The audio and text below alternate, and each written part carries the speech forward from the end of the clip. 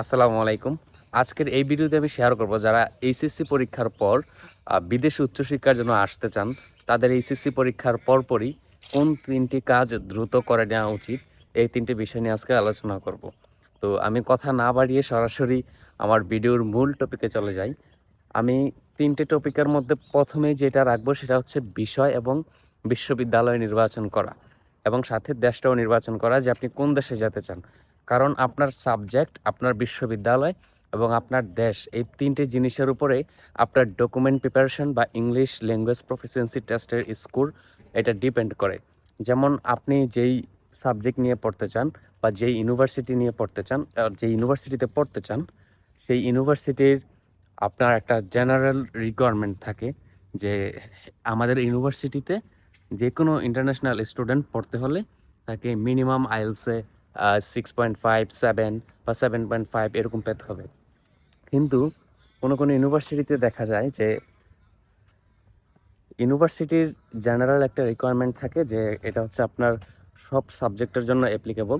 আবার এরকম কিছু সাবজেক্ট আছে যেগুলো মনে করেন যে আলাদাভাবে এগুলোর জন্য আইএলসে বা টোফেল বা পিটি যাই বলেন এগুলোতে বেশি স্কোরের প্রয়োজন হয়। সো এই কারণে আপনাকে সর্বপ্রথম আপনাকে আগে দেখতে হবে যে আহ, আপনি যেই সাবজেক্টে পড়তেছেন, যেই সাবজেক্টে পড়তে চান এবং যে ইউনিভার্সিটিতে পড়তে চান, ওই ইউনিভার্সিটিটা যেই দেশের, ওই দেশের ইমিগ্রেশনের বা ভিসা পাওয়ার যেই আহ, ভিসা পাওয়ার জন্য আইএলসে বা কত স্কোর দরকার হয় এবং কি কি ডকুমেন্ট প্রয়োজন হয় এগুলো, এবং আপনি ওই যেই সাবজেক্টে পড়াশোনা করবেন এবং যেই বিশ্ববিদ্যালয়ে পড়াশোনা করবেন, যে আপনি স্কলারশিপের আশা, মানে আপনি যদি স্কলারশিপের চিন্তা করে থাকেন তাহলে স্কলারশিপ পাওয়ার জন্য কী কী ডকুমেন্টস আলাদাভাবে জমা দিতে হবে এবং এর জন্য কোনো পরীক্ষা দিতে হয় কিনা, এগুলো আগে সবার আগে দেখে নেবেন। তো এই বিষয় এবং ইউনিভার্সিটি নির্ধারণ হয়ে গেলে প্রথমে আপনাকে নির্ধারণ করতে হবে দেশ। দেশ নির্ধারণ করার পরে তারপরে আপনি ইউনিভার্সিটি নির্ধারণ করবেন। ইউনিভার্সিটি নির্ধারণ করার পরে তারপরে সরি দেশ নির্ধারণ করার পরে আপনি সাবজেক্ট নির্ধারণ করবেন, কারণ বিষয়টা হচ্ছে মেইন। তো ওই বিষয়ের উপরে যে ইউনিভার্সিটি স্কলারশিপ দেয় বা যেই ইউনিভার্সিটিতে আপনার রিকোয়ারমেন্টগুলো একটু সহজ এবং ভিসা পাওয়ার ক্ষেত্রেও একটু হেল্প করে, ওই ইউনিভার্সিটিটাকে আপনি সিলেক্ট করবেন। তো এই দেশ, বিষয় এবং ইউনিভার্সিটি সিলেক্ট হওয়ার পরে আপনাকে আপনার ওই সাবজেক্ট এবং আপনার যে রিকোয়ারমেন্ট দাঁড়ায়, মনে করেন যে আপনি একটা এমন একটা সাবজেক্ট নিলেন, মনে করেন যে আপনি জেনেটিক ইঞ্জিনিয়ারিং নিলেন, যে কোনো একটা ইউনিভার্সিটিতে আপনার আইএলসের রিকোয়ারমেন্ট হচ্ছে 7। সো আপনাকে এখন এখন যে কাজটা করতে হবে, আপনার এই ইংলিশ প্রফিসিয়েন্সি এই যে 7 স্কোর, এটা যেভাবেই হোক আপনাকে তুলতে হবে।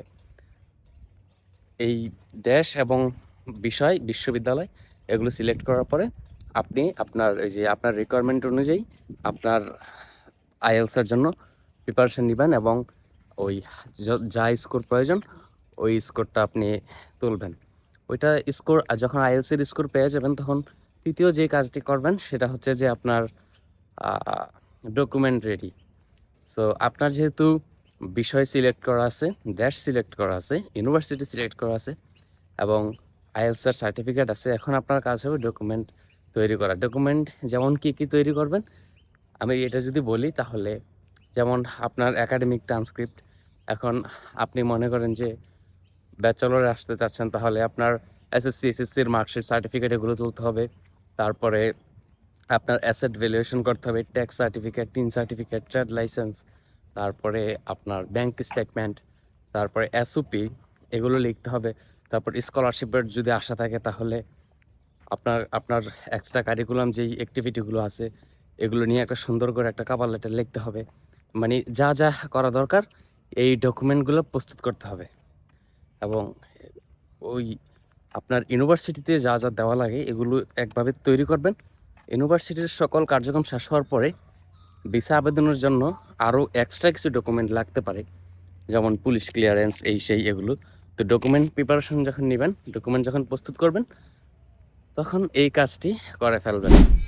আমি যদি এখন আপনাদেরকে একদম সংক্ষেপে বলতে চাই যে উচ্চশিক্ষার জন্য এইচএসসির পর কোন 3টি কাজ করা উচিত, তাহলে 1 নম্বরে হচ্ছে যে আপনাকে আগে দেশ সিলেক্ট করতে হবে। সাবজেক্ট তো আপনার অটোমেটিক আপনার চয়েস থাকবেই। তারপরে আপনার ইউনিভার্সিটি সিলেক্ট করতে হবে। এই দেশ, সাবজেক্ট, ইউনিভার্সিটি সিলেক্ট হওয়ার পরে আপনার ওই আপনার দেশ, সাবজেক্ট, ইউনিভার্সিটি অনুযায়ী যে রিকোয়ারমেন্ট, যে আইএলটিএস এর ইংলিশ প্রফিসিয়েন্সি রিকোয়ারমেন্ট থাকবে, সেটাকে আপনাকে ফিল আপ করতে হবে। অর্থাৎ আপনাকে ওই পরীক্ষাগুলো দিতে হবে। এই পরীক্ষাগুলো দিয়ে যখন আপনি মার্কস পেয়ে যাবেন, তৃতীয়ত আপনাকে আপনার যে দেশে যাবেন এবং যে ইউনিভার্সিটিতে যাবেন ওই সকল ডকুমেন্ট, একাডেমিক ট্রান্সক্রিপ্ট, সার্টিফিকেট, তারপরে আপনার আইএলটিএস এর certificate, bank statement, asset valuation, tax certificate, 3 certificate, trade licence, আপনার যে স্পন্সর, এই স্পন্সর সার্টিফিকেট বা যত হাবিজাবি ডকুমেন্ট আছে ওইগুলো রেডি করার পরে তারপরে ইউনিভার্সিটিতে আবেদন করবেন। ইউনিভার্সিটি আবেদন করার পরে ইউনিভার্সিটির অফার লেটার এগুলো পেয়ে গেলে তারপরে ভিসা আবেদন করবেন। তো এই ছিল আজকের এই ছোট্ট ভিডিও।